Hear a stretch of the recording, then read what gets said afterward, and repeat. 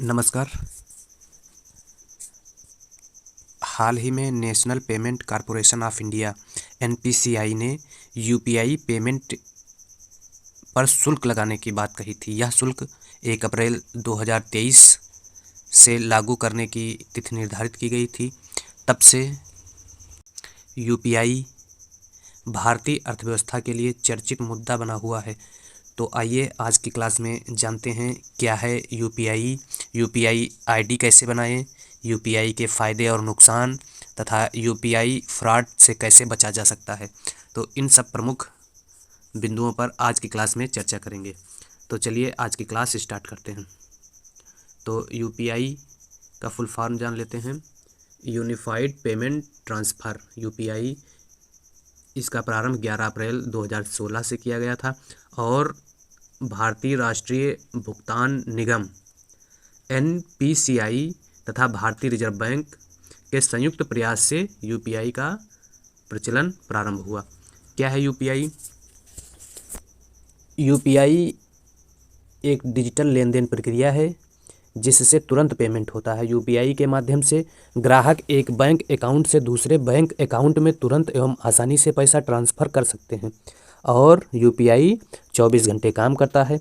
UPI इस्तेमाल के लिए ग्राहक के मोबाइल में फ़ोन पे, पेटीएम, गूगल पे एवं भीम आदि कोई एपीआई ऐप होना चाहिए। मतलब फ़ोन पे, पेटीएम, गूगल पे और भीम ऐप से पैसा ट्रांसफ़र किया जा सकता है। ग्राहक को अपनी बैंक अकाउंट को यूपीआई ऐप से लिंक करना होता है। एक बैंक अकाउंट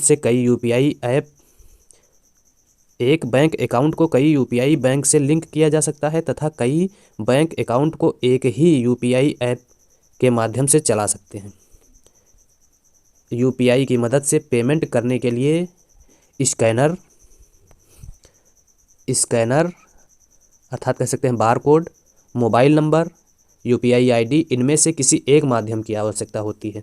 मतलब यूपीआई आईडी, स्कैनर और बारकोड, इन तीनों में से किसी एक माध्यम से पैसा ट्रांसफ़र कर सकते हैं। अब हाल ही में चर्चा का प्रमुख कारण क्या था? यूपीआई पेमेंट पर शुल्क लगाने की बात एनपीसीआई ने की थी। तो 1 अप्रैल 2023 से यूपीआई पर 2000 रुपये से अधिक भुगतान पर national payment corporation of India NPCI ने 1.1% का शुल्क लगाने की बात कही थी। मतलब अगर 2000 रुपये से ज़्यादा अगर कोई भी व्यक्ति ट्रांसफ़र करेगा तो उस पर 1.1% की दर से शुल्क चार्ज किया जाएगा। लेकिन बाद में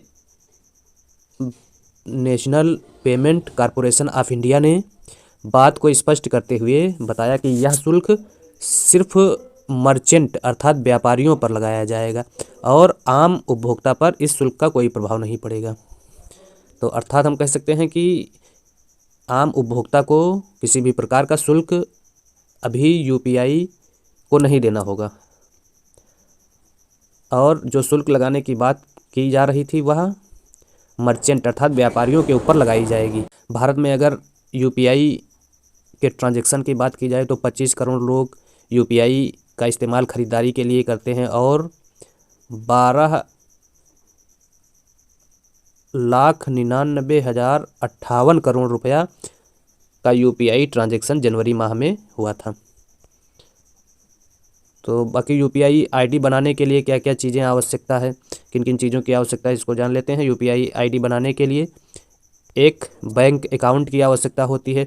बैंक अकाउंट का डेबिट कार्ड या एटीएम कार्ड होना ज़रूरी होता है और इसके अलावा स्मार्टफोन की आवश्यकता होती है। यूपीआई सपोर्ट ऐप जैसे गूगल पे, फ़ोन पे, पेटीएम, भीम ऐप की आवश्यकता होती है।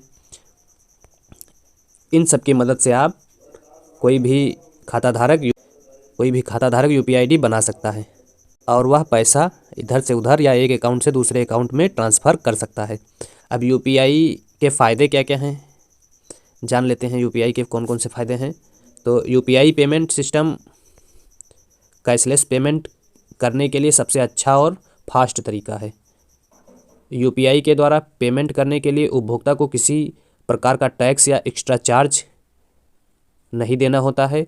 यूपीआई के द्वारा पेमेंट 24/7 24 आवर्स इंटू 7 डे कर सकते हैं।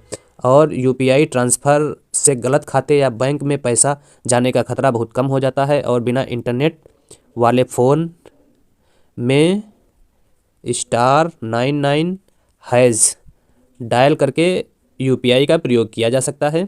और यूपीआई से हानियाँ क्या क्या हैं?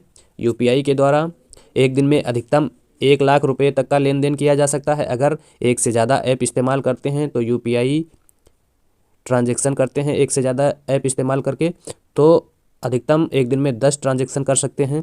इसके अलावा यूपीआई इस्तेमाल करने के लिए इंटरनेट और स्मार्टफोन की आवश्यकता होती है। और डिजिटल लेन देन से अकाउंट हैक होने की संभावना अधिक होती है। तो ये हैं यूपीआई से हानियाँ हैं। अगला, अगर अकाउंट यूपीआई फ्रॉड या अकाउंट हैक से कैसे बचा जा सकता है, इसके बारे में जान लेते हैं। तो किसी अनजान मोबाइल नंबर पर यूजर से सावधान रहें। किसी अनजान मोबाइल नंबर और यूजर से सावधान रहें। किसी अनजान को ओटीपी ना बताएं। ओटीपी ना बताएं। ओटीपी ना बताएं। अगला, किसी भी अनजान पेमेंट रिक्वेस्ट को स्वीकार ना करें। हमेशा फेक यूपीआई ऐप से सावधान रहें। किसी को पैसा भेजने से पहले पहचान वेरीफाई करें। किसी अजनबी के सामने अपना यूपीआई पिन न डालें, ना बताएं। और क्यूआर कोड के माध्यम से पेमेंट करते वक्त डिटेल वेरीफाई कर लें। तो ये थी यूपीआई फ्रॉड या अकाउंट हैक होने से कैसे बचा जा सकता है। तो इस प्रकार से आज की वीडियो में हम लोगों ने एक बहुत चर्चित मुद्दा यूपीआई पेमेंट